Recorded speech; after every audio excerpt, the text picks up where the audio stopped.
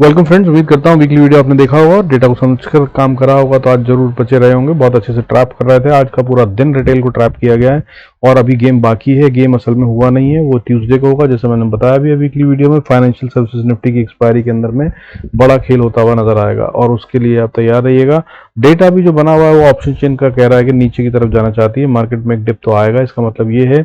और वैसे बता दूं आपको, मार्केट में बहुत ताकत है और मेरा वीकली वीडियो अगर आपने देखा ही है तो मैं जैसे बता रहा हूँ कि एफआईएस डीआईएस दोनों बाइंग में है और ओवरऑल तो मार्केट ऊपर ही जाने के मूड में है। अभी फिलहाल कोई बड़ी गिरावट तो नहीं आ रही है, लेकिन हाँ करेक्शंस तो आती रहती हैं।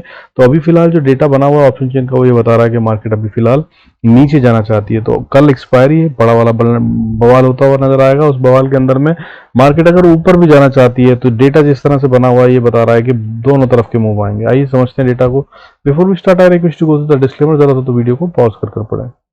देखिए आज जुलाई मंथ क्लोज हो गया। अब अगर देखा जाए तो कैलेंडर वाइज ठीक है 31 जुलाई, लेकिन अगर बात करें जो बेच रहे थे सेलर्स थे डोमेस्टिक इंस्टीट्यूशनल इन्वेस्टर, वो अब ऑलमोस्ट मतलब न्यूट्रल हो चुके हैं। आज उन्होंने बाइंग करी है 2488 करोड़ की। कल भी उन्होंने बाइंग करी थी, बाकी मैंने वीकली वीडियो में समझाया, जरूर समझ लीजिएगा। फॉरेन इंस्टीट्यूशनल इन्वेस्टर ने सेल कराया आज 701 करोड़ का, जो कि कल से फिर कम हो गया। 1023 करोड़ का माल बेचा था। हालांकि ये अमाउंट बहुत छोटा है इनके लिए, लेकिन अगर ओवरऑल मंथ को देखा जाए तो डीआईएस अभी भी नेगेटिव में मंथ को क्लोज कर रहे हैं, जो कि बहुत छोटा अमाउंट है अगर मंथ के हिसाब से देखा जाए तो। दैट इज 2697 करोड़ का माल बेचकर जुलाई इन्होंने क्लोज करा है। हाउएवर ईयरली ये पॉजिटिव है और एफआईएस भी ईयरली पॉजिटिव है। ये बात मैं वीकली वीडियो में बहुत अच्छे से समझाई है, प्लीज जरूर समझ लीजिएगा। इसीलिए मैं बोल रहा हूँ मार्केट में बहुत दम है। तो आज एफआईएस ने मंथ जो क्लोज करा जुलाई में वो फिर से पॉजिटिव में क्लोज कर दिया। हालांकि पिछले मंथ के मुकाबले कम बाइंग है, लेकिन फिर भी अच्छी खासी बाइंग है। 15,533 करोड़ की बाइंग करी है एफआईएस ने in the month of July. Net से बेचा खरीदार उसके हिसाब से, तो जो उनकी इन्वेस्टमेंट है वो इस बार 15,533 करोड़ की है, जो कि पिछले महीने हालांकि ज्यादा थी 27,250 करोड़ की, बट अभी फिर भी पॉजिटिव में। और अब ये ईयरली पॉजिटिव में आ चुके हैं, वो भी मैंने वीकली वीडियो में समझाया है, इसको जरूर समझ लीजिएगा।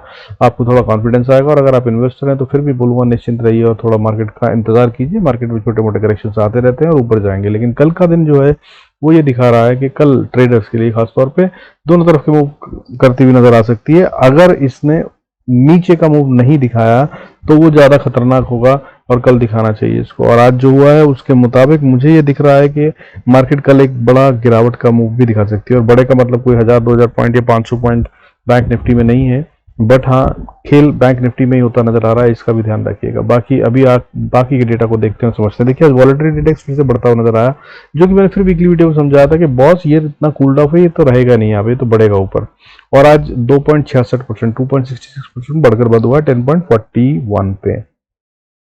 अब अगर बढ़ने वाले शेयरों और गिरने वाले शेयरों को देखा जाए तो सेंसेक्स के अंदर में ये दिखा रहा है कि बाइंग हुई है आज अच्छे से, क्योंकि बढ़ने वाले शेयरों की गिनती आज बढ़कर 1369 हो गई और गिरने वाले शेयरों की गिनती सिर्फ 713 थी।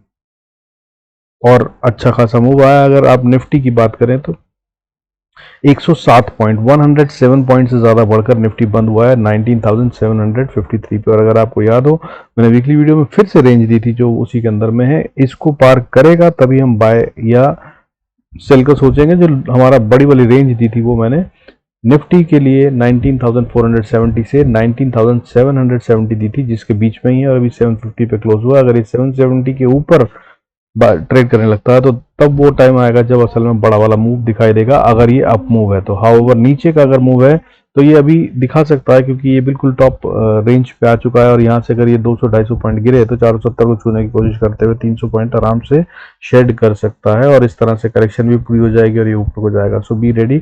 और कल का दिन बड़ा धमाकेदार होने वाला है, इसमें कोई शक नहीं। हालांकि अगर सेक्टर वाइज देखें तो आज लगभग सारे सेक्टर बढ़ रहे थे बॉस, कहीं भी गिरावट नहीं थी एक्सेप्ट फॉर एफएमसीजी सेक्टर। ये थोड़ा सा लगातार था, 0.62% गिरकर बंद हुआ है। और इसके अलावा बढ़ते हुए सेक्टर की बात करूं तो आज रिलायंस ने काफी अच्छे से मार्केट को संभाला, बढ़ता हुआ नजर आया, ताकतवर था। और अगर इसके अलावा बोलूं तो आज मेटल सेक्टर भी धमाल करता हुआ नजर आया 1.77%, और एनर्जी सेक्टर ने 1.59% और आईटी सेक्टर ने 1.49% की बढ़त दिखाई है। बहुत दमदार थी और बाइंग हो रही है, इसलिए कह रहा हूँ क्योंकि देखिए मिड कैप भी और स्मॉल कैप भी बढ़ते नजर आए। निफ्टी 50 और उसके बाद निफ्टी नेक्स्ट 50 भी बढ़ते हुए नजर आए, तो बाइंग तो हो रही है, इसमें कोई शक नहीं। और ऑटो सेक्टर के बारे में मैंने आपको कल भी कहा था केस में बड़ा धमाल होता हुआ नजर आएगा। ये भी आज अच्छा खासा 1.10% बढ़ता नजर आया और इसके अलावा इंफ्रा भी 1.03%। और इसके अलावा अगर बात करें तो सारे सेक्टर बढ़ रहे थे, reality, MNC, media, private bank, PSU bank दोनों एक साथ बढ़े आज। और बैंकिंग तो हमारा बढ़ के ही बंद हुआ है और उसके अलावा फार्मा और फाइनेंशियल सर्विसेज भी बढ़ते नजर आए। तो सब देखिए, एक तो बात है कि जिस तरह की बढ़त आई है, देखिए सब में 111% से ज़्यादा की बढ़त आई है, तो ये नकली बढ़त नहीं है। पहली बात तो ये है कि पैसा लगता है इसके लिए। लेकिन अब ये जो बाइंग दिख रही है वो बाइंग दिख रही है कि डीआईएस ने करी। लेकिन आपको बता दूं, आज जो पैसा लगाया खेला गया है वो एफआईएस के द्वारा बहुत ज़्यादा खेला गया है। 12,000 करोड़ से ज़्यादा का माल बेचा और खरीदा गया है। उसके बाद 8,000 करोड़ का खरीद कर नेगेटिविटी को ख़त्म करते हुए कुछ कुछ करा गया है। तो मतलब जो अमाउंट आमतौर पर उनका 5-6 हज़ार करोड़ का रहता था जिससे वो गेम करते थे, वो आज बढ़कर 12,000 करोड़ हो गया था। तो गेम अभी भी सेट हो रहा है, इसमें कोई शक नहीं है। और बड़े मूव के लिए जो मैंने वीकली वीडियो में समझाया उसके लिए तैयार रहिएगा। बाकी यही चलते हैं और समझते हैं चार्ट्स पे कि क्या हो रहा है। उसके अलावा वैसे ग्लोबल संकेतों की अगर हम बात करें तो आज क्रूड बढ़ता हुआ नजर आया। क्रूड के बारे में अगर आपको ट्रेड चाहिए हो तो वीकली वीडियो में समझाया, 6708 पे आ गया और बहुत क्लोज है अपनी रेजिस्टेंस के। अगर इसको सेल करने का मौका मिले वहां पर तो आप जरूर करने की कोशिश कर सकते हैं। तो वीकली वीडियो में समझाया मैंने, 6750 तक ये जाता हुआ नजर आ सकता है। 6700 इनफैक्ट क्रूशियल लेवल है जिसको इसने टच कर दिया है। और इसके अलावा सिल्वर की बात करें तो 75,411 पे ट्रेड कर रहा है और अच्छा खासा बढ़ा है। आज 1352 रुपए की बढ़त थी, आज 1.83% बढ़ती हुई नजर आई चांदी। सोने में भी आज बढ़त थी। इसके अलावा अगर बात करूं 59,650 पे बंद हुआ है gold with the gain of 223%। लेकिन इसमें मुझे अभी भी बड़ा मूव नहीं नजर आ रहा। और सिल्वर का तो मैं बता ही रहा था, होप आप लोगों ने अगर वीकली वीडियो देखा था तो जरूर पैसा बनाया होगा। आइए चलते हैं निफ्टी, बैंक निफ्टी और फाइनेंशियल सर्विसेज निफ्टी को समझने कि कल क्या होने वाला है। Before we do that I request you go through the disclaimer as per SEBI नाम, जरूरत हो तो वीडियो को पॉज कर पढ़ें। देखिए निफ्टी का चार्ट, और मैंने आपको जो 20 VWM की या 20 मूविंग एवरेज की कहानी समझा रखी है उसको देख लीजिए। देखिए यहाँ से चलता है और फिर ऊपर जाता है, ज़्यादा दूर हो जाता है तो वापस 20 MA के पास आता है, वापस जाता है, फिर नीचे आता है, ऊपर जाता है, टच करके फिर नीचे आने की कोशिश करता है, साथ साथ चलता है, दूर हो जाता है, फिर टच करता है, फिर ऊपर जाता है, बड़ा मूव आ जाता है, बहुत दूर चली जाती है प्राइस, तो फिर वापस 20 मूविंग एवरेज को छूने आता ही है। यही तरीका है मार्केट में चलने का और ये बिल्कुल राइट परफेक्ट ढंग से चल रही है। और मैंने तो आपको टॉप पे बता ही दिया था कि यहाँ पे गिरावट हो गई है, प्राइस बहुत दूर चली गई है, अब नीचे आना जरूरी है, 20 को छुएगी। सो इसने छू लिया और छूने के बाद अब इसने यहाँ पर कैंडल को 20 मूविंग एवरेज को छूकर वापस ऊपर रिवर्सल भी दिखा दिया है। हालांकि अभी ये जो कैंडल है लास्ट वाली जो आज की है वो आधी कैंडल हुई है, अदरवाइज ये मॉर्निंग स्टार पैटर्न बन जाता है और अगर वो बन जाए तो फिर उसके बाद एक बड़ा मूव तो ऑब्वियसली एक्सपेक्टेड होता है। अगर आप इसको देख पा रहे हैं तो ये देखिए मूविंग यहाँ पर जो ये पैटर्न बन रहा है, ये पैटर्न अगर कंप्लीट हो जाता है, अगर ये हाई को पार कर ले, दैट इज अगर इसने 19,870-80 के ऊपर ट्रेड करा तो ये ऊपर जाता हुआ नजर आएगा। निफ्टी की कहानी आपको अगर समझ में आ गई तो बैंक निफ्टी का भी डेली चार्ट देख लेते हैं। देखिए बैंक निफ्टी के अगर चार्ट को अगर आप देखें तो इसके अंदर में भी 20 मूविंग एवरेज को सेम स्टोरी है, इसमें भी पीछे आप खोल कर देख सकते हैं। 20 मूविंग एवरेज लगा के मैं VWM यूज करता हूँ, थोड़ा बहुत ऊपर नीचे देखिएगा अगर आप कुछ और यूज करेंगे, लेकिन moving average remains the same way. तो आपको देखिए इसने इसको टच करा, नीचे तक गई और वापस आई। ये रिटेल को फंसाने के तरीके होते हैं और उसके बाद ये अभी ऊपर जाने की कोशिश कर रही है। हालांकि अभी भी ताकत बहुत ज्यादा नहीं है, ये अभी और टाइम बिता सकती है यहाँ पर थोड़ा सा 100, 200, 250 पॉइंट के। और बैंक निफ्टी वैसे भी बहुत लगातार चल रहा है, ये बड़े बड़े मूव्स दे नहीं रहा है जो इसके लिए जाना जाता है। मेरे को ऐसा लग रहा है कि ये शायद अगस्त ही का इंतजार कर रहा था, ताकि जो अब डेज चेंज हो रहे हैं एक्सपायरी के, बैंक निफ्टी अलग दिन एक्सपायर होगा, फिर निफ्टी अलग दिन होगा और उसके बाद निफ्टी अलग दिन होगा। और उसके अलावा स्मॉल कैप की भी एक्सपायरी आ गई है। Every day on week we will have expiry, उसका इंतजार कर रहे हैं ये, और वो होने के बाद फिर असली खेल होता हुआ नजर आएगा। तब तक के लिए इसको रोका हुआ है शायद, लेकिन खैर एनी विच हम तो लेवल्स पे ट्रेड करते हैं। मार्केट कहीं भी जाए अपने को अगर छोटा ट्रेड मिल जाए तो बढ़िया। हालांकि गेम बड़ा है, मैं आपको फिर बता रहा हूँ। ऑप्शंस में जो बहुत मोटी वाली बाइंग हो रखी है वो मैंने बताया था, 70-75 हज़ार करोड़ की बाइंग 2 दिन में हुई है, थर्सडे और फ्राइडे को। वो गेम अभी बाकी है। आज उसमें से 9,000 करोड़ के करीब का माल बेच दिया गया है। और वो कैसे करा है उन्होंने, जब मार्केट नीचे खुली थी तब, या मार्केट जब नीचे ट्रेड करी थी तब, या जब ऊपर चल रही थी तब, वो किस टाइम पे कौन सी ऑप्शन बेची है उन्होंने वो पता नहीं लगने दिया और उसका डेटा कहीं पब्लिश नहीं होता। बट ये मूव अभी भी बाकी है। 75,000 करोड़ में से 10,000 करोड़ ही गया है, 65-60 करोड़ के करीब का माल अभी भी बाकी है और उसका मूव आते हुए नजर आएगा। और मोस्ट प्रॉब्ली ये कल आ जाएगा, क्योंकि फाइनेंशियल सर्विसेज निफ्टी की एक्सपायरी में कई बार देख चुका हूं मैं पिछले कई हफ्तों से और कई महीनों से, ये हर बार फाइनेंशियल सर्विसेज निफ्टी एक्सपायरी में खेल करते हैं। और अब आजकल एक बार को थर्सडे को निफ्टी बैंक निफ्टी की एक्सपायरी ठंडी रह सकती है, but financial services Nifty expiry कभी ठंडी नहीं रहती।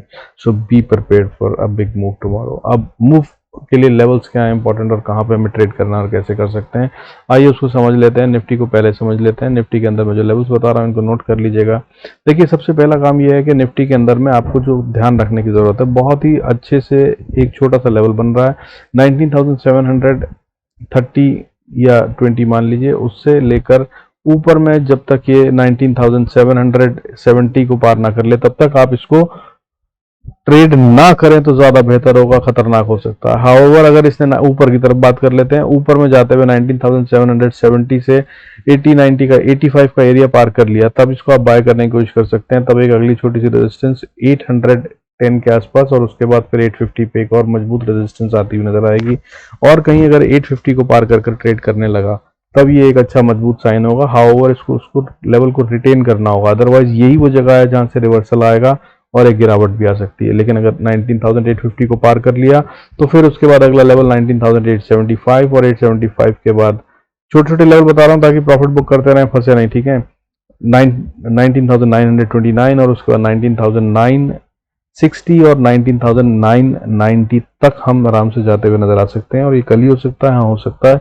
और कहीं अगर कल ही 19,990 के ऊपर हम ट्रेड करने लगे, यानी कि ऑलमोस्ट 20,000 को अगर हमने पार कर लिया या उसके ऊपर क्लोजिंग दे दी, तो बस वो बड़ा मूव ऊपर का ही है, इस बात को मान लीजिएगा। और फिर मंथली ऑप्शन में बैठकर जितना राइड कर सकें वो करने की कोशिश कीजिएगा।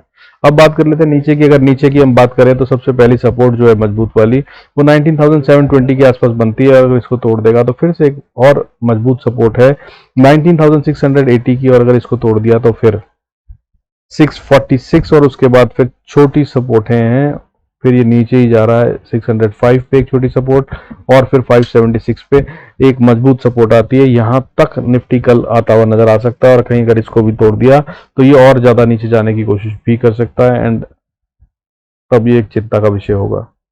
हालांकि अभी चिंता का विषय नहीं है, मैंने पिछली बार भी आपको कहा था, और अभी मैं इसलिए बोल रहा हूं कि मूव किस तरफ का है, बड़ा मूव है ये बात तय है, लेकिन किस तरफ का है ये अभी भी क्लियर नहीं है।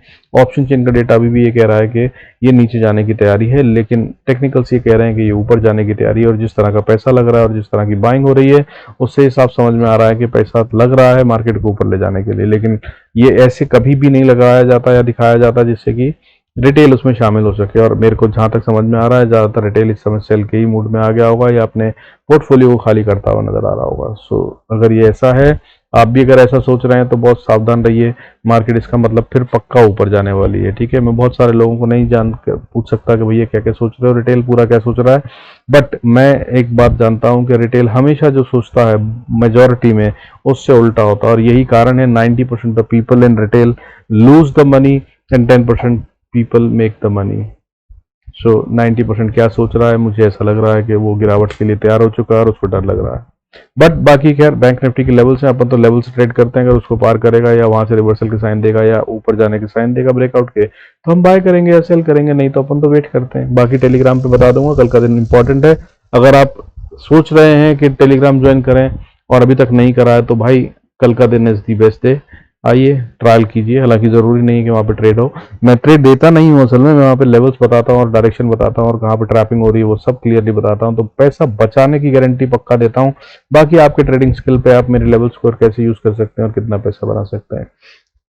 सो आइए बैंक निफ्टी की बात कर लेते हैं। देखिए, बैंक निफ्टी की अगर हम बात करें तो बिल्कुल रेजिस्टेंस पे क्लोज हुआ है 45,630 से 50 का एरिया जो है बहुत क्रिटिकल रेजिस्टेंस है। अगर इसको आर्ली चार्ट पे देखें तो ये 20 मूविंग एवरेज को टच कर ही बंद हुआ है, और अगर इसके ऊपर जाएगा तो इसमें स्ट्रेंथ आती हुई नजर आएगी।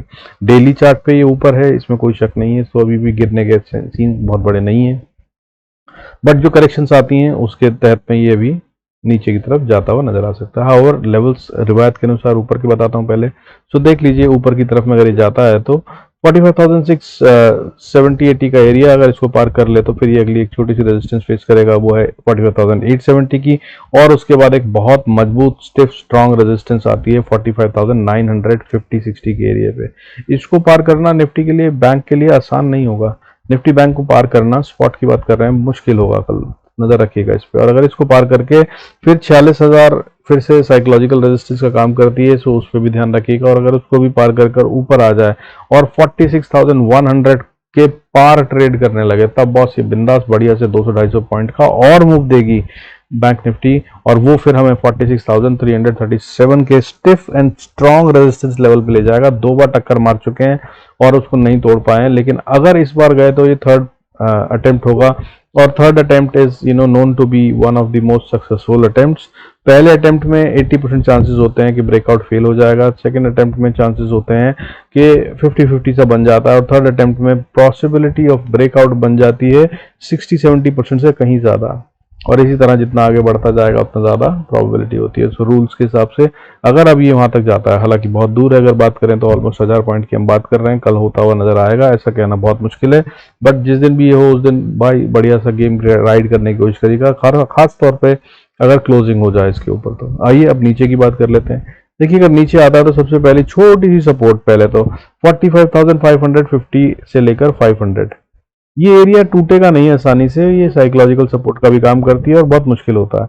हालांकि अगर इसको तोड़ दिया तो एक वॉर जोन छोटा सा है बैंक निफ्टी और निफ्टी का, सॉरी बुल्स एंड बियर्स का, और वो 45,380 से शुरू होकर 300 का एरिया है। इसके बीच में जरूर बैंक निफ्टी एक बार अटेम्प्ट मारेगा बाउंस बैक की, और अगर नहीं इसको नीचे ही जाना है तो यहाँ पर रुक कर फिर से डिस्ट्रीब्यूशन होगा और उसके बाद नीचे जाएगा। तो यहाँ पे अपने स्टॉप लॉस ट्रेल करिएगा समझदारी से, ज्यादा देर लग रही हो तो बाहर निकल जाएगा, दोबारा से री एंटर करिएगा अगर लेवल टूट जाए 300 का। तो अगर उसको तोड़ दिया तो आगे फिर सपोर्ट्स हैं जो ठीक ठाक सपोर्ट्स हैं, 229, फिर उसके बाद 130, और उसके बाद फिर एक बहुत स्ट्रॉन्ग मजबूत सपोर्ट आने शुरू हो जाएगी, वो है 44,960 से 44,900 के बीच में। इस एरिया को तो बैंक निफ्टी कल भी तोड़ दे, मुझे इसका डाउट ही है, ना के बराबर पॉसिबिलिटी है।